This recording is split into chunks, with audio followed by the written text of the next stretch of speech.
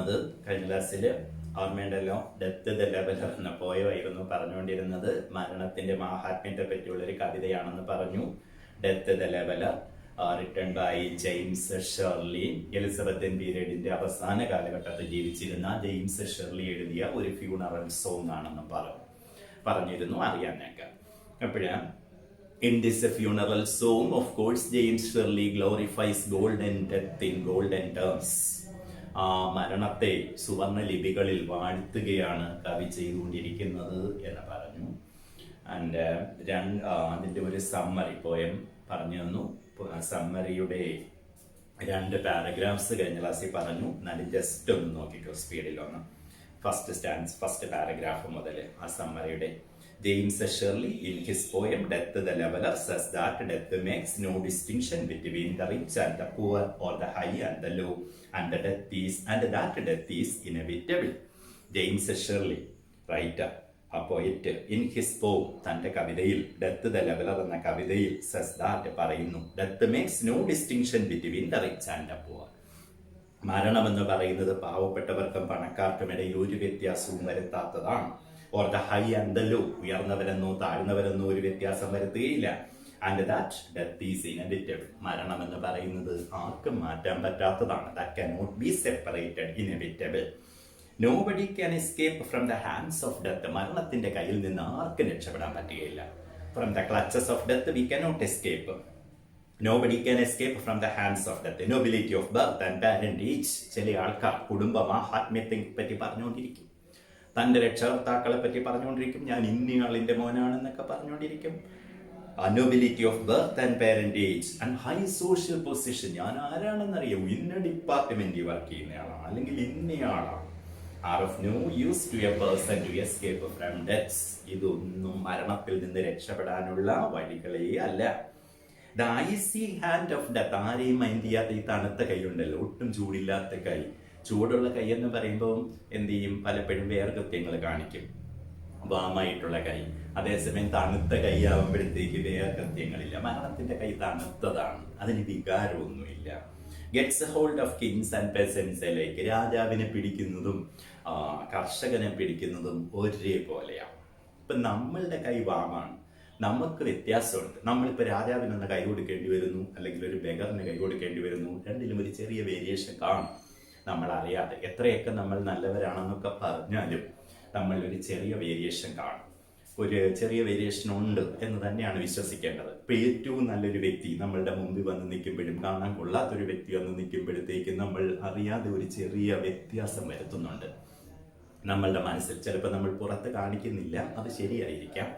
എങ്കിൽ പോലും എനിക്ക് തോന്നുന്നു ഒരു 90-99% ആൾക്കാരുടെ മനസ്സിലും ഒരു നല്ല കാണാൻ കൊള്ളാവുന്ന ഒരു വ്യക്തിയും ഒട്ടും കാണാൻ കൊള്ളാത്തൊരു വ്യക്തിയും തമ്മിലൊരു വ്യത്യാസമുണ്ട്, ഒരു ഇംപ്രഷനിൽ ഒരു വേരിയേഷൻ ഉണ്ട്.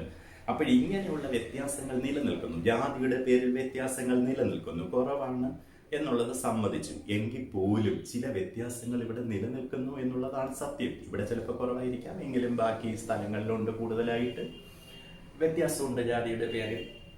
അതുപോലെ തന്നെ പൊസിഷൻ, സ്ഥാനമാനങ്ങളുടെ പേരിൽ വ്യത്യാസമുണ്ട്. ഞാൻ ഡിസ്ട്രിക്ട് കളക്ടറാണ്, അല്ലെങ്കിൽ ഞാൻ മിനിസ്റ്ററാണ്, അല്ലെങ്കിൽ ഞാൻ പ്രൈം മിനിസ്റ്ററാണ്, ഇങ്ങനെയൊക്കെ പറയുമ്പോൾ ഒരു വേരിയേഷൻ ഉണ്ട്. ഞാൻ ഗവർണറാണ്, ഇങ്ങനെ എന്തെങ്കിലും ഒരു പൊസിഷനൊക്കെ പറയുമ്പോഴത്തേക്ക് അതിനൊരു വേരിയേഷൻ ഉണ്ട്. ആ വേരിയേഷൻ ഒന്നും മരണത്തിന്റെ മുമ്പിൽ പ്രശ്നമേ അല്ല. അത് പെസൻസ്, കർഷകനെയും രാജാവിനെയും ഒരുപോലെ സ്വീകരിക്കുന്നു. ഇനി there is no armor against fate, കവി പറയുന്നു. ഈ മരണത്തിന്റെ ക്ലച്ചസിൽ നിന്ന്, പിടിയിൽ നിന്ന് രക്ഷപ്പെടാനായിട്ട്, മരണം വരാതെ നോക്കാനായിട്ട് നമുക്ക് ഒരു പടച്ചട്ടയും ഇല്ലല്ലോ. Kings and പെസൻസ് alike will one day or other have to yield to the inevitable. രാജാവായാലും ശരി തന്നെ, കർഷകനായാലും ശരി തന്നെ, ഈ ഇനെവിറ്റബിൾ, അവിഭാജ്യമായത്, മാറ്റാൻ പറ്റാത്തതിൽ നിന്ന് ഒരിക്കലും രക്ഷപ്പെടാൻ പറ്റുകയില്ല. പറഞ്ഞതാണ് പാരഗ്രാഫ്. നെക്സ്റ്റ് പാരഗ്രാഫും പറഞ്ഞതാണ്, ജസ്റ്റ് ഒന്ന് നോക്ക്. There are men who fight well with their swords and kill their enemies and get victory. ഇപ്പോൾ ഒരുപാട് പേര് who fight well with their swords, അവരുടെ കയ്യിലിരിക്കുന്ന വാൾ ഉപയോഗിച്ച് ഫൈറ്റ് ചെയ്യുന്നു, kill their enemies, ശത്രുക്കളെ കൊല്ലുന്നു, and get victory, വിജയം നേടിയെടുക്കുന്നു. But their skill in fighting, പക്ഷെ അവരുടെ ഈ നൈപുണ്യം ഉണ്ടല്ലോ, ഈ കഴിവ് എന്തിനാണ്? ഫൈറ്റ് ചെയ്യാനുള്ള കഴിവ്. ആൻഡ് ദെയർ ഫിസിക്കൽ സ്ട്രെങ്ത്, അവരുടെ ഭൗതികമായ ശക്തി are of no use to them to get victory over death. എത്ര ശക്തിമാനാണെന്ന് പറഞ്ഞാലും, എത്ര വലിയ ബോക്സർ ആയാലും, എത്ര വലിയ ഫൈറ്റ് ചെയ്യാൻ കഴിവുള്ള വ്യക്തിയായാലും, ദശലക്ഷക്കണക്കിന് പട്ടാളക്കാരുടെ കഴുത്തരിഞ്ഞിട്ടുള്ള രാജാവായാലും ശരി തന്നെ, ഇതൊന്നും മരണത്തിൽ നിന്ന് രക്ഷപ്പെടാനുള്ള ഒരു വഴിയേ അല്ല. ഞാൻ ഇത്ര പേരെ കൊന്നിട്ടുള്ള വ്യക്തിയാണെന്ന് വിചാരിച്ച് മരിക്കാതിരിക്കാൻ പറ്റുമോ? The victor has to become a victim of death. ഈ വിജയിച്ച വ്യക്തിയും ഇരയായേ പറ്റൂ. വിക്ടിമാണ്, ഇരയാകണം മരണത്തിന്. He may get victory over men and keep them under control. നമുക്കറിയാം, പലരെയും നമ്മൾ അടിമകളാക്കി വെക്കും. ഞാൻ പറയുന്നത് കേട്ടിരുന്നോണം നമ്മൾ പറയുന്നു. അപ്പോഴവരെയൊക്കെ നമ്മൾ അടിമകളാക്കി വെക്കുകയാണ്. ഒരുപാട് പേര് അടിമകളാക്കി വെക്കുന്നുണ്ട്. Keep them under control. But he cannot get victory over death. പക്ഷെ എന്ന് വിചാരിച്ച് മരണത്തെ അവിടെ ഇരുത്താൻ നമുക്ക് പറ്റൂ? നമ്മൾ പറയുന്നത് മരണം കേൾക്കത്തില്ലല്ലോ. And is not able to have control over his feet. അയാളുടെ മരണത്തിൽ അയാൾക്ക് ഒരു നിയന്ത്രണവും ഇല്ല. നിങ്ങൾ ഇത്രയും പേരെ ഞാൻ ഇത്ര മണിക്കൂറിനകം കൊല്ലാൻ പോവുകയാണ്, 10 മണിക്ക് മുമ്പേ തന്നെ, അല്ലെങ്കിൽ ഇത്ര മണിക്ക് മുമ്പേ നിങ്ങളെല്ലാം ഞാൻ കൊല്ലും, ഞാൻ വിധി പറയുന്നു, നിന്നെ തൂക്കിക്കൊല്ലാൻ വിധിച്ചിരിക്കുന്നു എന്ന് പറയുന്നു. പക്ഷെ എന്ന് വിചാരിച്ച് എന്റെ മരണം എപ്പോഴാണ് വരുന്നതെന്ന് എനിക്കറിഞ്ഞൂടാ. They have to yield it to it sometime or other. കീഴടങ്ങിയേ പറ്റൂ അല്ലെ? പലരെയും കൊല്ലാനായിട്ട് വിധിക്കുന്ന വ്യക്തി നമുക്കറിയാം. പലരെയും കൊല്ലാൻ വിധിക്കുന്ന വ്യക്തി ഇയാൾ എന്ത് ചെയ്തേ പറ്റുള്ളൂ? മരിച്ചേ പറ്റുള്ളൂ ഒരു ദിവസം. ഈ 2 പാരഗ്രാഫാണ് പറഞ്ഞിരുന്നത്. ഇനി നമുക്ക് അടുത്ത പാരഗ്രാഫ് നോക്കാം. 3ാമത്തെ പാരഗ്രാഫ് നോക്കിയേ. The garlands that a victor gets when he returns victorious soon wither away. The dry garlands do not speak of a person's victories. They are of no use to him anymore. The victor has to surrender to fate and become a victim on the altar of death. The garlands, garland എന്ന് വെച്ചാൽ പൂമാല. The garlands that a victor gets, you know, garlands are symbols of victory. When a man becomes victorious, he will be garlanded. In olden times, usually when a king goes and conquers, when a king conquers other lands and returns victorious, people will garland him. Eminent men will garland him. So that garland is considered as the symbol of victory. The symbols of victory, that is what is known as garlands. The symbols of victory wither, soon wither away. കൊഴിഞ്ഞു പോകുന്നു, പാടിപ്പോകുന്നു. ഈ പൂമാലയ്ക്ക് എത്ര നേരത്തെ ആയുസാണുള്ളത്? ആ വിജയത്തിന്റെ പര്യായമായിട്ട്, വിജയത്തിന്റെ പ്രതീകമായിട്ട് നമുക്ക് കിട്ടിയ പൂമാലയ്ക്ക് എത്ര ആയുസുണ്ട്? ഒട്ടും ആയുസില്ല. ആ പൂവ് സാധാരണ പൂ വാടുന്നത് പോലെ വാടും അല്ലേ? അപ്പോഴാ വിജയിച്ച് വരുന്ന വ്യക്തിക്ക് പൂക്കൾ കൊണ്ട് മാല ഇട്ട് കൊടുക്കുകയാണ്. ആ മാല പെട്ടെന്ന് വാടിപ്പോവും, സാധാരണ പൂ വാടുന്നത് പോലെ. The garlands that a victor gets when he returned victorious soon wither away. The dry garlands do not speak of a person's victories. ആ ഉണങ്ങിക്കിടക്കുന്ന പൂമാലയില്ലേ, അത് അയാളുടെ വിജയത്തെ പറ്റി വല്ലതും പറയൂ? ഒന്നും പറയില്ല. ആ ഉണങ്ങിക്കിടക്കുന്ന പൂമാല എന്ന് പറയുന്ന യൂസ്ലെസ് ആണ്, ഒരു ഉപയോഗവുമില്ല, ഒരു ശല്യമാണ്. അപ്പോഴാ ഉണങ്ങിക്കിടക്കുന്ന പൂമാല ഒരു ശല്യമാണ് സത്യം പറഞ്ഞാൽ. The dry garlands will never speak of a person's victories. ഒരു വ്യക്തിയുടെ വിജയത്തെ പറ്റി പറയുകയില്ല. They are of no use to him anymore. അയാൾക്ക് ആ മാല കൊണ്ട് ഇനി എന്തെങ്കിലും ഗുണമുണ്ടോ?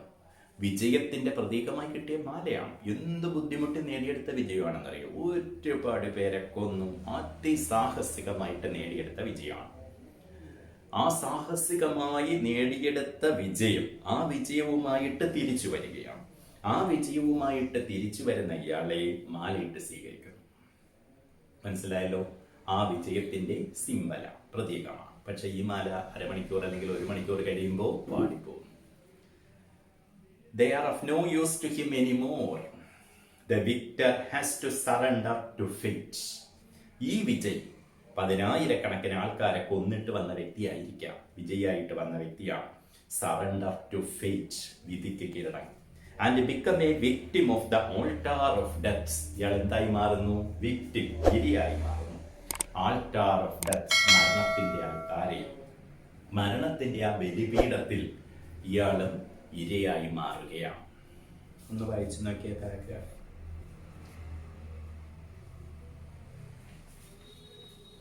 എന്താണ് പാരഗ്രാഫിൽ പറഞ്ഞതെന്ന് മനസ്സിലായല്ലോ. നമുക്ക് വിജയത്തിന്റെ സിമ്പലായിട്ട് ഒരുപാട് കാര്യങ്ങൾ കിട്ടുമല്ലോ. ഇപ്പൊ വിജയിച്ചു, ഇപ്പോ ക്ലാസ് സ്കൂൾ ടോപ്പായി എന്ന് പറഞ്ഞുകൊണ്ട് വളരെ ബുദ്ധിമുട്ടി നേടിയെടുത്തതാണെന്ന് വിചാരിക്കാം. വളരെ ബുദ്ധിമുട്ടി നേടിയെടുത്ത ടോപ്പ് സ്ഥാനമാണെന്ന് വിചാരിക്കാം. ഈ ടോപ്പ് സ്ഥാനത്തിന് സത്യം പറഞ്ഞാൽ എന്തേ ഉള്ളൂ? കുറച്ച് നാളത്തെ നിലനിൽപ്പേ ഉള്ളൂ. വളരെ കുറച്ച് നാളത്തെ നിലനിൽപ്പേ ഇതിന് കാണുകയുള്ളൂ.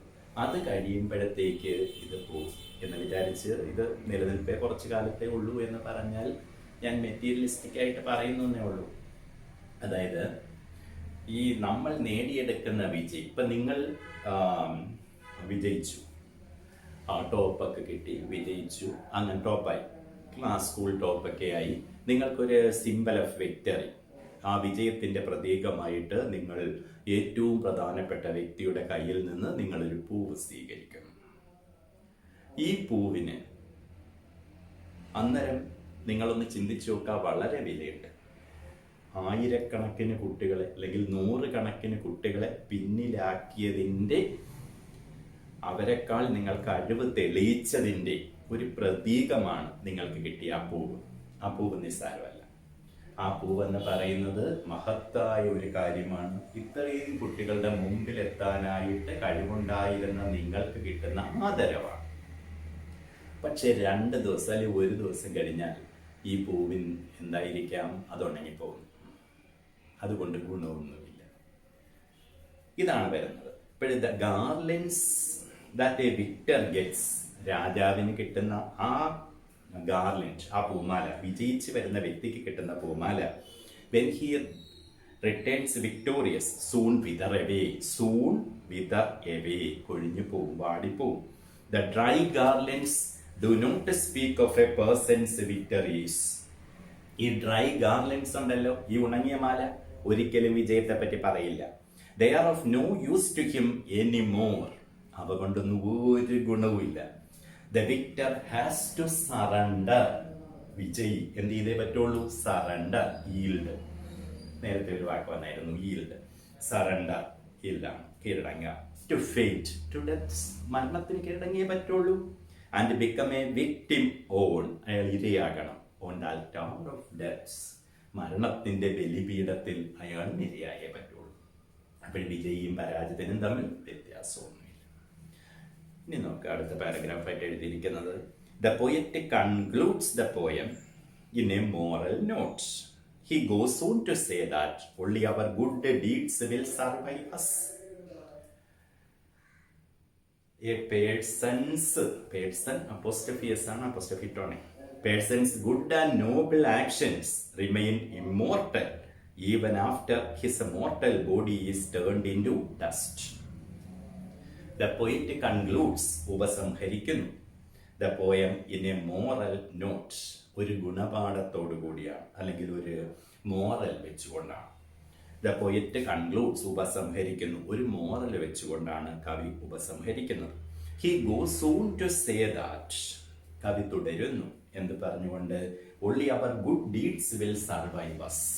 only our good deeds, സൽക്കർമ്മങ്ങൾ, നല്ല പ്രവൃത്തികൾ, ഇത് മാത്രമേ നിലനിൽക്കുകയുള്ളൂ. A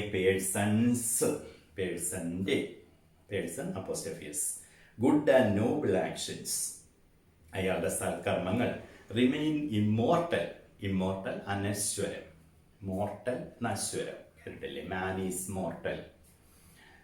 അതേസമയം നമ്മളുടെ നല്ല പ്രവർത്തികൾ എന്തായിട്ട് മാറും? ഇമ്മോർട്ടൽ, അനശ്വരമാവും. ഈവൻ ആഫ്റ്റർ, അതിനുശേഷവും, his a mortal body, mortal നശ്വരമായത്, നശിക്കുന്ന body is turned into dust. ഈ mortal body turned into dust, മണ്ണായി മാറുക. ഇപ്പോഴും മാൻ ഈസ് ഡസ്റ്റ്, അറിയാലോ ബിബ്ലിക്കൽ. അപ്പോഴും മനുഷ്യൻ മണ്ണാണ്. അപ്പോഴും നമ്മൾ മണ്ണിലേക്ക് പോയാലും ഇവിടെ നിലനിൽക്കുന്ന ഒന്നുണ്ടാവും. എന്താണത്? നിലനിൽക്കുന്ന ആ സൽക്കർമ്മങ്ങൾ. നമ്മൾ സൽക്കർമ്മങ്ങൾ ചെയ്തിട്ടാണ് പോകുന്നതെങ്കിൽ നമ്മൾ ചെയ്യുന്ന ചില കർമ്മങ്ങൾ, നമ്മൾ ചിലപ്പോൾ ഓർക്കുക പോലും ചെയ്യത്തില്ല, അങ്ങനെയുള്ള സൽക്കർമ്മങ്ങളുണ്ട്. ചില നല്ല പ്രവർത്തികൾ, നമ്മളിപ്പോൾ ഒരു വ്യക്തിയെ ഒന്ന് സഹായിക്കുന്നു, ആപത്തിൽപ്പെട്ട ഒരു വ്യക്തിയെ ഒന്ന് സഹായിക്കുന്നു, നമ്മളൊരു പക്ഷെ ഓർത്തു വയ്ക്കുന്നതൊന്നുമില്ലാതെ അതൊരു സൽക്കർമ്മമാണ്. അങ്ങനെയുള്ള ഈ സഹജീവികളെ സഹായിക്കുന്ന ആ സൽക്കർമ്മങ്ങൾ, അതുപോലുള്ള പ്രവർത്തികൾ, അത് മാത്രമേ നിലനിൽക്കുള്ളൂ. നമ്മൾ ചെയ്യുന്ന നല്ല പ്രവർത്തികൾ മാത്രം, ജനറലായിട്ട് പറഞ്ഞാൽ നമ്മൾ ചെയ്യുന്ന ഏത് നല്ല പ്രവൃത്തിയും ഇവിടെ നിലനിൽക്കും. ബാക്കിയെല്ലാം നമ്മളോടൊപ്പം മണ്ണായിട്ട് മാറും. ഇനി നിങ്ങളുടെ ടെക്സ്റ്റില് ആക്ടിവിറ്റി 1 എന്നും പറഞ്ഞ് കുറച്ച് ക്വസ്റ്റ്യൻസ് 1 മാർക്കിന് ചോദിക്കുന്നതൊക്കെ. നിങ്ങൾക്ക് പരീക്ഷയ്ക്ക് ചോദിക്കുന്നത് പോയത്തിൻ്റെ ലൈൻസ് എടുത്ത് തന്നതിന് ശേഷം അതിൽ നിന്ന് ക്വസ്റ്റ്യൻസ് ചോദിക്കും. ലൈൻസും കൂടെ തന്നേക്കും, എന്നാലും നോക്കും. വൈ ഡസ്, ഫസ്റ്റ് ക്വസ്റ്റ്യൻ ആണ്, Y does the poet think that the glories of our blood and state are shadows?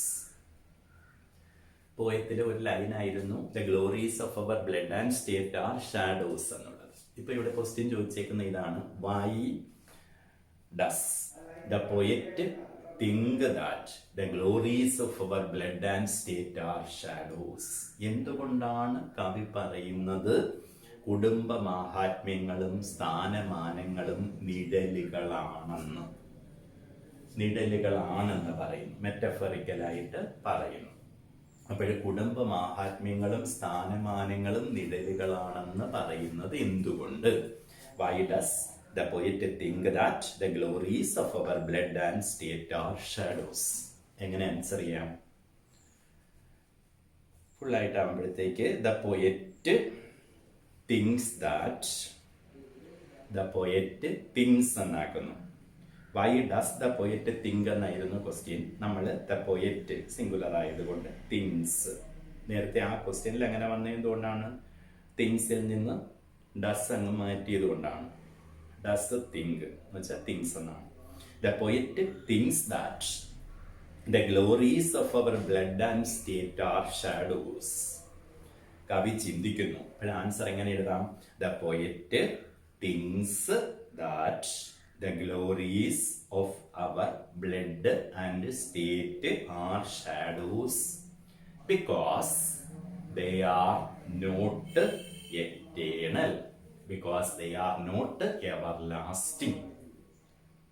അപ്പോൾ ഇത്രയാണ് answer. Because they are not everlasting അല്ലെങ്കിൽ because they are not eternal. ഇത്രയേ ഉള്ളൂ answer, because they are not eternal. പിന്നെ full ആക്കുന്നതാണ് ക്വസ്റ്റ്യന്റെ part എടുത്ത് വെച്ചിട്ട് the poet thinks that the glories of our blood and state are shadows because they are not eternal അല്ലെങ്കിൽ because they are not everlasting. ഇവയൊന്നും സ്ഥായിയായി നിൽക്കുന്നതല്ല. അതുകൊണ്ടാണ് കവി എന്ത് പറയുന്നത്? സ്ഥാനമാനങ്ങളൊക്കെ തന്നെ നിഴലാണെന്ന് പറയുന്നത്. എഴുതാൻ പറ്റുമല്ലോ.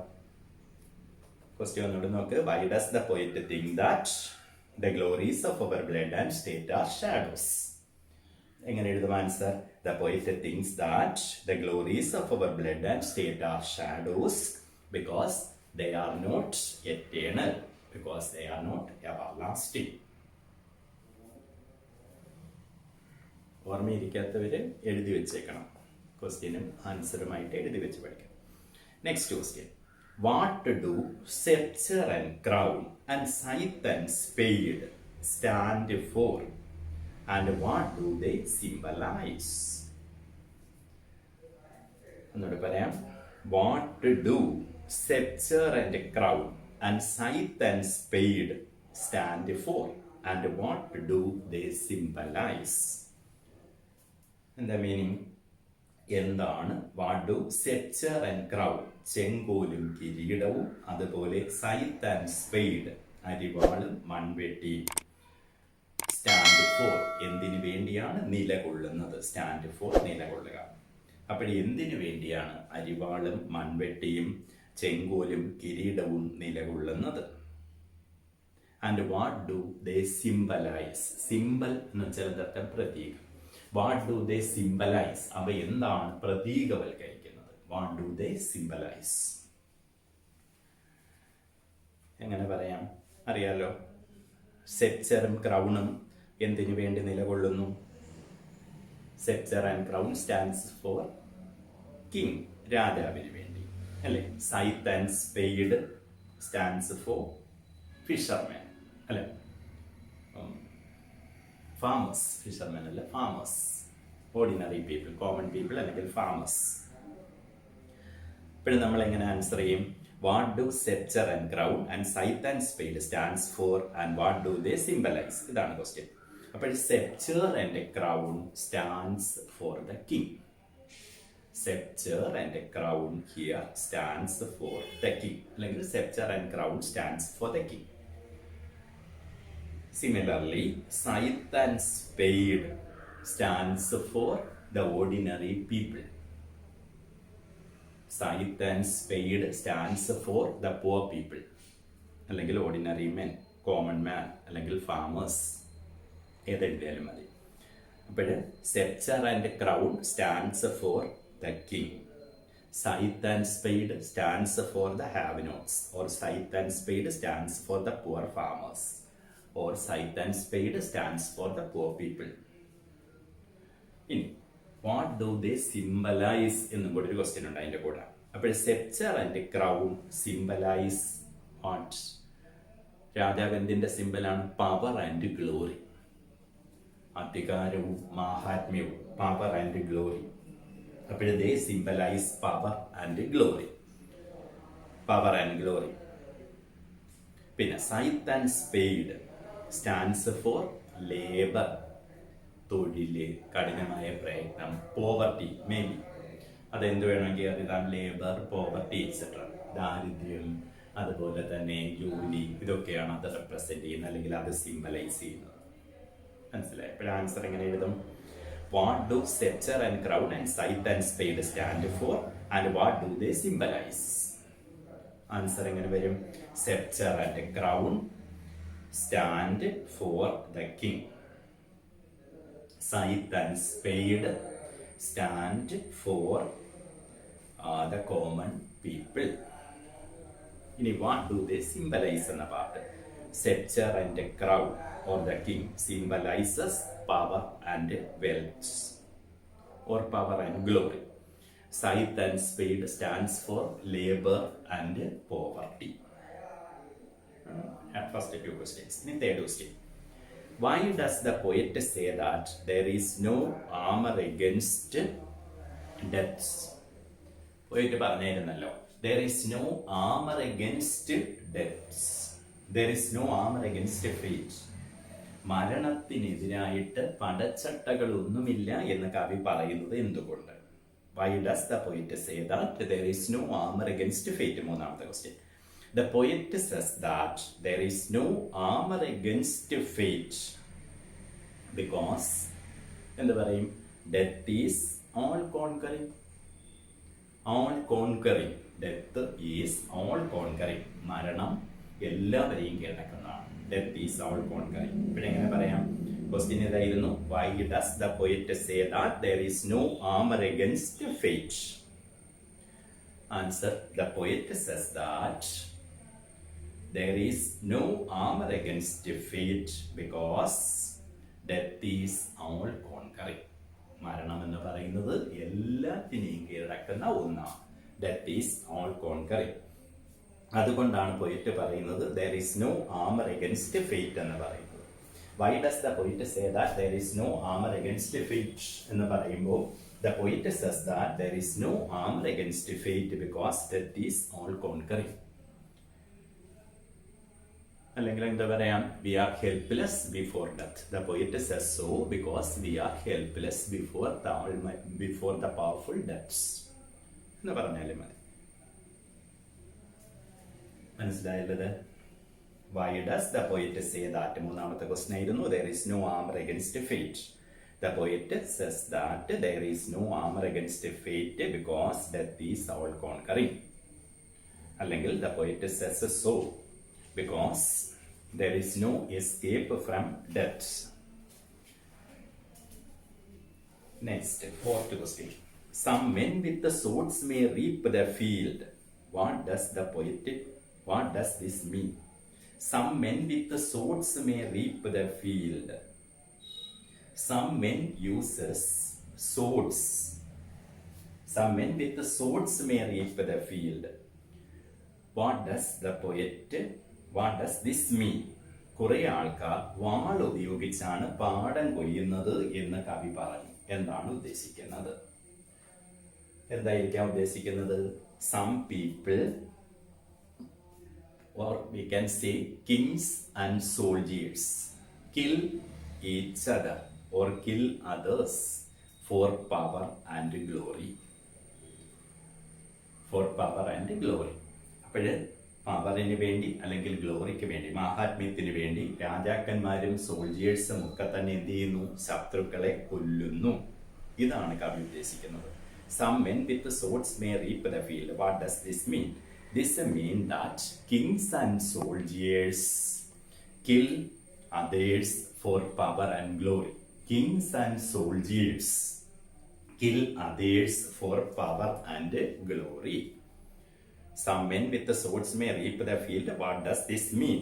This means that there are kings as well as soldiers who kill others for power and glory, or they get glory by killing others.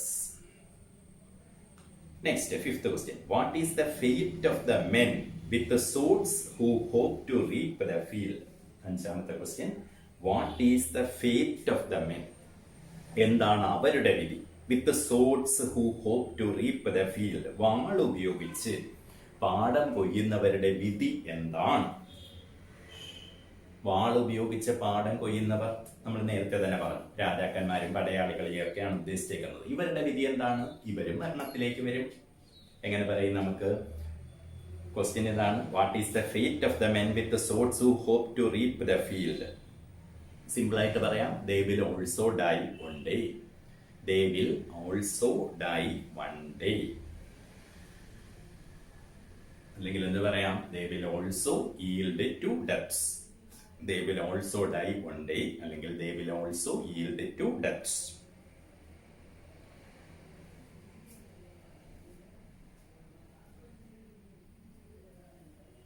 What does, next question, sixth question. What does death's purple altar refer to? What does death's purple altar refer to? മരണത്തിന്റെ purple altar, purple made red, ആ altar എന്താണ് refer ചെയ്യുന്നത്? Death's purple altar refers to the grave of the dead എന്ന് എഴുതിയാൽ മതി. Death's purple altar refers to the grave of the dead. Grave of the dead.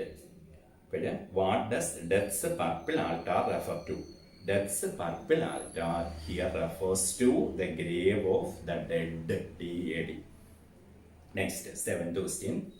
What does the phrase victor victim mean? What does the phrase victor victim mean? എങ്ങനെ എഴുതാം? The phrase victor victim means ruler and the ruled എന്നെഴുതാം. Ruler and the ruled, ഭരിക്കുന്നവരും ഭരിക്കപ്പെടുന്നവരും. ഭരിക്കുന്നവരാണല്ലോ victor ഒരു സെൻസിൽ പറഞ്ഞ. Victor and the victim. What does the phrase victor victim means? The phrase, answer ഇങ്ങനെ എഴുതണം. The phrase victor victim means the ruler and the ruled. Next, what can survive deaths? What are the things that blossom in the dust? What can survive death? What can survive death? എന്താണ് മരണത്തെ അതിജീവിക്കാൻ കഴിവുള്ളത്? മരണത്തെ അതിജീവിക്കുന്ന ഏതാണ്?